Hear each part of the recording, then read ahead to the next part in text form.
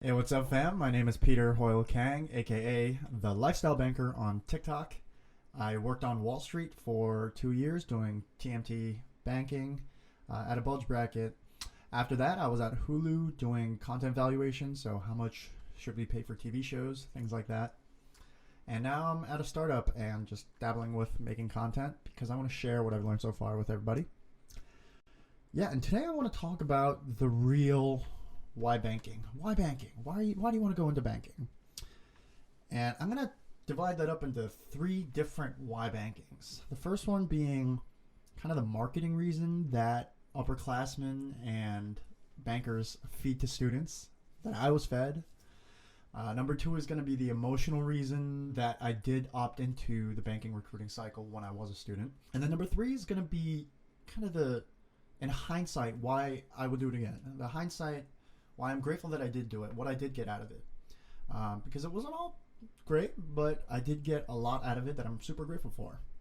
Okay, so number one, the marketing reason. What I mean by the marketing reason is that it's like the spiel, it's the pitch that upperclassmen and first, second year bankers give to students to, convince them it's a solid career opportunity or a solid place to start your careers. And it goes something like, I'm sure you've heard something like this. It goes something like, oh, you get to work on high stakes, fast paced deals that are in the headlines. You're advising Fortune 500 CEOs and CFOs on strategic deals, mergers and acquisitions. You're working on deals that are hundreds of millions of dollars, if not billions of dollars in value. You get insight into the most influential boardrooms. You make a lot of money. It's true. You're learning from the best and brightest in the finance industry, and that the exit ops are great. It sets you up for the future. The exit ops are amazing. That probably covers a good amount of it. Now, a lot of this stuff is honestly, it is true. There is a lot of truth to it. That's why it's in the spiel. If it was completely false, obviously, it wouldn't be circulated and used over and over again. It just that it comes at a cost too. A lot of that is true, I would say, for a lot of banking experiences, but it's true roughly like 50 to 5% of the time. And when it's not true, it can be pretty grueling. What I mean, the bad side is, the hours, the non-meaningful work, things like that. And all of that can be good to get reps. And you're also just right out of college. Like, it does make sense. You should put in the reps. You should, pay your dues and things like that. Wax on, wax off. And it can be very fulfilling when it's married with meaningful work that you're doing with clients, but that's not always the case. And sometimes people go months or even their entire 2-year stint, like mostly doing formatting and number crunch grinding without it really syncing with meaningful deal work. So all that being said, the marketing reason should be something that should intrigue you, that you should do diligence on to see how much of it is true at each individual bank and group that you're getting into. The cost of it is super high if you're foregoing something that you're actually passionate about. Meaning the 2 years in banking could have been spent learning and growing in an industry or a sector or a skill set that you're actually more passionate about and more talented in. That'll ultimately, I think, get you further. The opportunity cost of investment banking has been going up and up and up and up. The cost of not pursuing something else. What are the other options? The other options have been getting better and better. It's so much easier to start a company than it's ever been. Jobs in the tech sector are per hour. Obviously, you're getting paid a lot more. Banking bonuses and salaries have come down over time, whereas, even a biz ops, biz analyst kind of role at tech startups, or FANG for that matter, have gotten better and better in terms of impact, culture, pay, exit ops as well. So yeah, the marketing reason is, it's good, but that shouldn't be necessarily your driving force. That's kind of the reason that I rationalized and told myself. I got high off of that rhetoric, and I let it blind and kind of cloud my judgment into being more reflective about what I want to do, what I'm good at. But also, like, that was my level of maturity at the time, so I'm at peace with it, and I got a lot out of it. The second way to look at it is kind of the emotional reason from when I was a student of why I actually decided to go into banking. And it's really because I was ambitious, but I was lost. I was competitive, but I didn't know what the hell I wanted to do.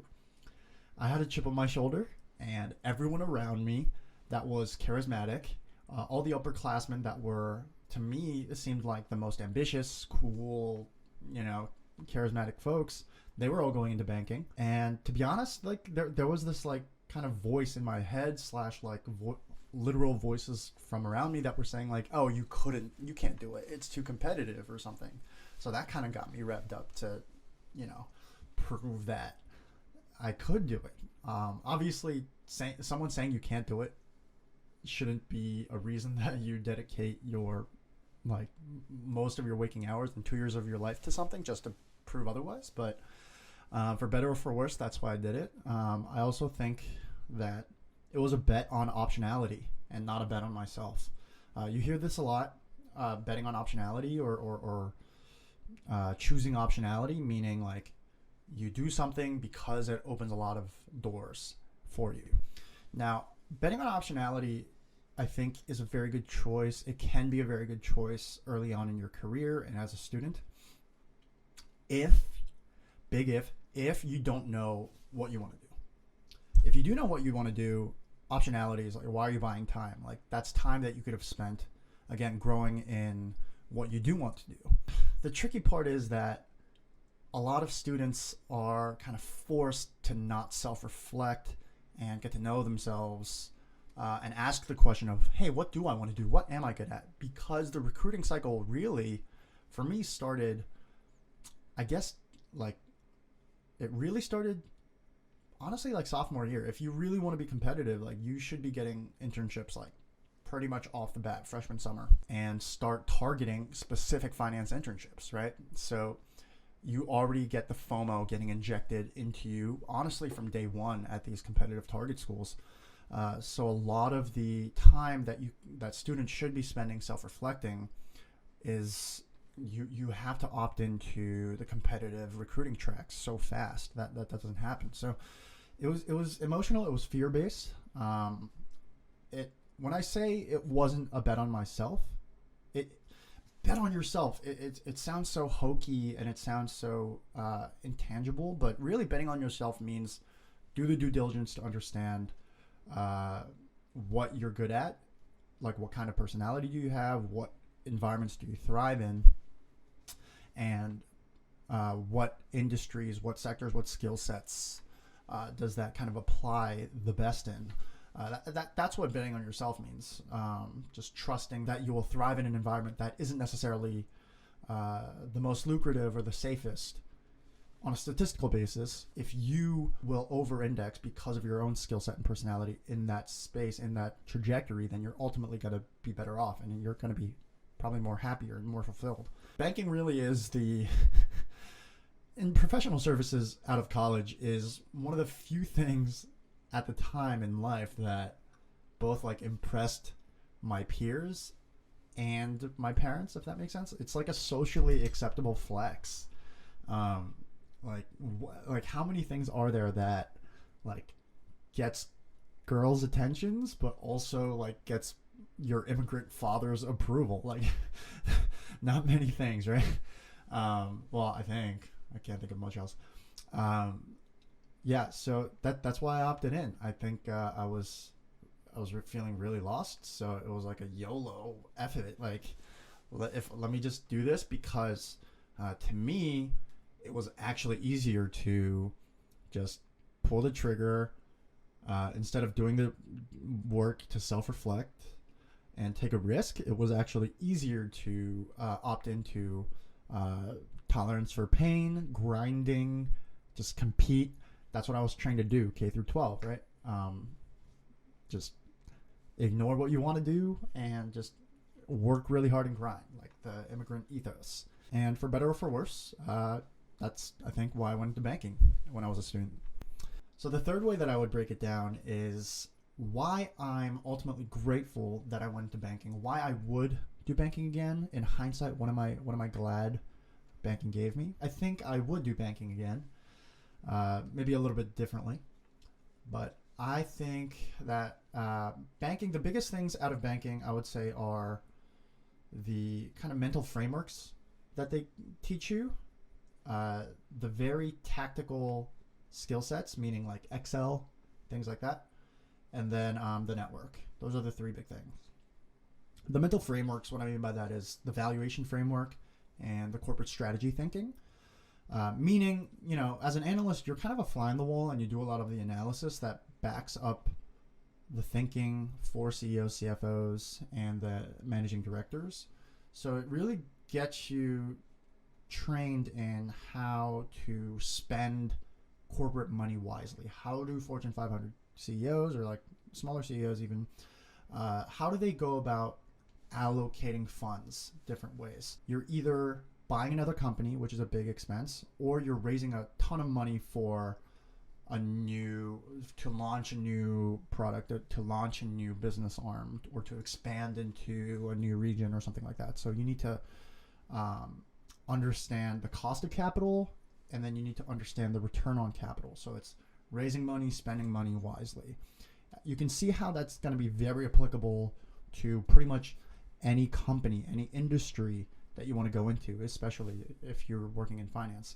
But even if you leave finance, obviously having that understanding of how a corporation raises money and spends money, obviously that's going to, be additive. That's going to be an asset, even if you end up being an operator, a marketer, or something like that. Wall Street, for better or for worse, does train you to be pretty efficient, drive towards an end goal, an end result.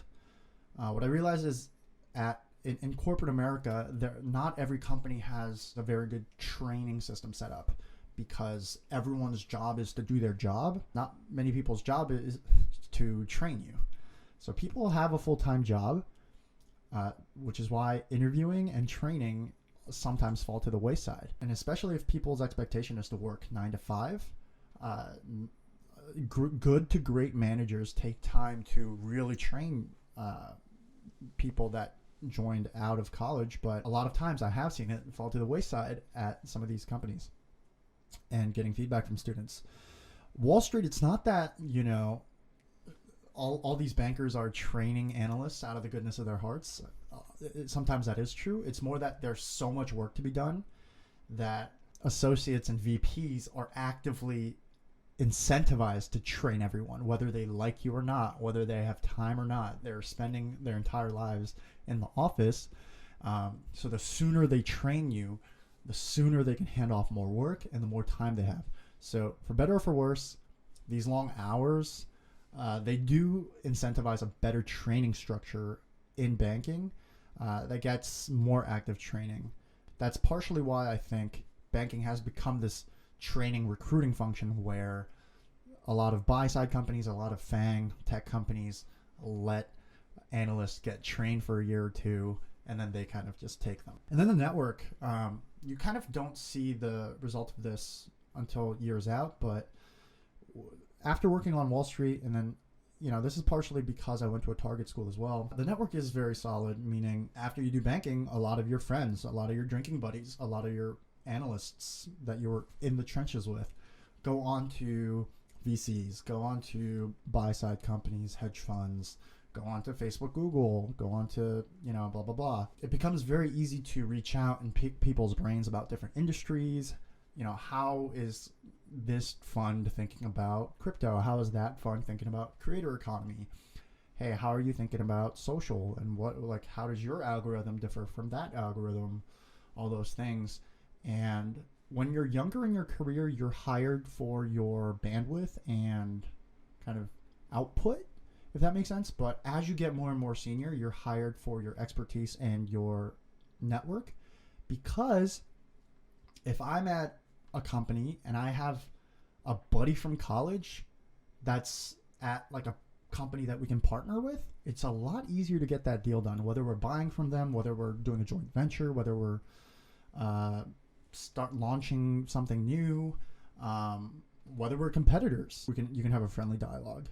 And I've seen that play out a lot, where that's very tangible value you can add to a company when you can make an intro, when you can grease the wheels to get a deal done, things like that. I'll leave it at that. As always, please let me know what didn't make sense to you, what I can clarify. Please leave feedback in the comments about the video, what you want to hear next from me. And yeah, thanks for watching.